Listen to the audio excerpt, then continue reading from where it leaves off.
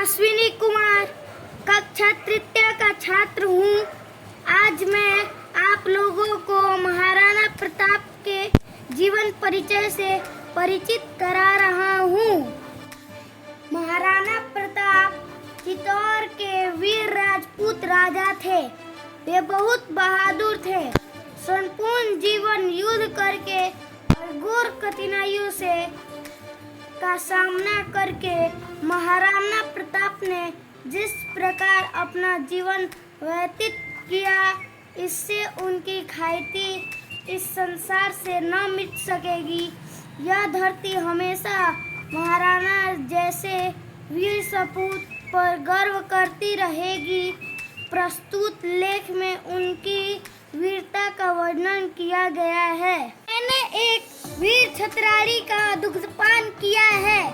मेरे रक्त राणा सांगा का ओज प्रवाहित है। मैं तुमसे स्वतंत्रता और मातृभूमि की शपथ लेकर कहता हूँ कि तुम हमेशा उन्नत और सिसोदिया गौरव के विजय प्रतीक बने रहोगे। मेरे होते हुए शत्रु तुम्हें छूकर अपवित्र नहीं कर सकते। ये शब्द वीर बालक महाराणा प्रताप के हैं, जो वे बचपन में कुंभ के विजय स्तंभ की परिक्रमा करके मेवाड़ की धूल अपने मस्तक पर लगाकर कहा करते थे। राजस्थान के इस वीर सपूत का जन्म 9 मई सन 1540 को कुंभगढ़ में हुआ था। इनके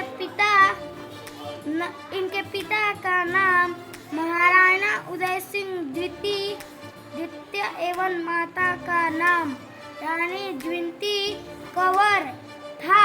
महाराणा प्रताप को बचपन से ही अच्छे संस्कार, अस्त्र शस्त्रों का ज्ञान एवं धर्म की रक्षा की प्रेरणा अपने माता पिता से विरासत में मिली थी। महाराणा प्रताप उदयपुर मेवाड़ में सिसोदिया वंश के राजा थे। ये अपनी वीरता और दृढ़ निश्चय के लिए प्रसिद्ध थे। जब मुगलों के अत्याचार से लोग हताश हो रहे थे, तब इन्होंने मेवाड़ को मुगलों के चंगुल से छोड़ने के लिए वीरता पूर्वक संघर्ष नहीं किया, बल्कि सभी देशवासियों के लिए एक अन्य प्रेरणा का भी संचार किया। सन 1576 में महाराणा प्रताप और अकबर के बीच हल्दी घाटी के मैदान में जो युद्ध हुआ, वह आज भी संपूर्ण विश्व में एक मिसाल है। इस युद्ध में महाराणा प्रताप ने अपनी 20,000 राजपूतों की सेना के साथ मुगलों की 80,000 सैनिकों की सेना को मुकाबला किया था। अपनी अभूतपूर्व वीरता और साहस से उन्होंने मुगलों के दांत खट्टे कर दिए थे। अकबर के सैकड़ों सैनिकों को उन्होंने मौत के घाट उतार दिया था। उनके घोड़े का नाम चेतक था। वह इतना बहादुर था कि आज भी लोग उसकी बहादुरी के गाथाएं गाते हैं। जैसे रणवीर चौकड़ी भर कर चेतक बन गया निराला था, राणा प्रताप के घोड़े से पर गया हवा का पाला था। राणा प्रताप को अपनी मातृभूमि से बहुत प्यार था। मेवाड़ की भूमि को मुगलों से बचाने के लिए इन्होंने दृढ़ प्रतिज्ञा की थी कि जब तक मैं मेवाड़ को मुगलों के चंगुल से नहीं बचा लेता, तब तक मैं महलों को छोड़कर जंगल में निवास करूंगा। स्वादिष्ट भोजन न करके कंदमूल फलों से ही अपना पेट भरूंगा। लेकिन मुगलों की गुलामी कभी स्वीकार नहीं करूंगा।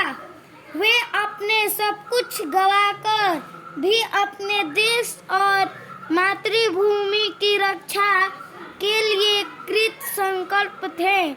वे देश सेवा का आमरण व्रत इन शब्दों में दोहराते थे। मैं स्वदेश एक हित जीवित हूँ, उसके लिए मरूंगा। मैं स्वदेश के हित जीवित हूँ, उसके लिए मरूंगा। हल्दी घाटी के युद्ध की पराजय के बाद वे वनवासी हो गए। अरावली की गुफाओं में निवास करते हुए उन्होंने कष्टमय जीवन व्यतीत किया। लेकिन दिल्ली के सम्राट अकबर की गुलामी को कभी स्वीकार नहीं किया। महाराणा प्रताप का कहना था, जब तक सांस है स्वतंत्र रहूंगा, दास नहीं हो सकता।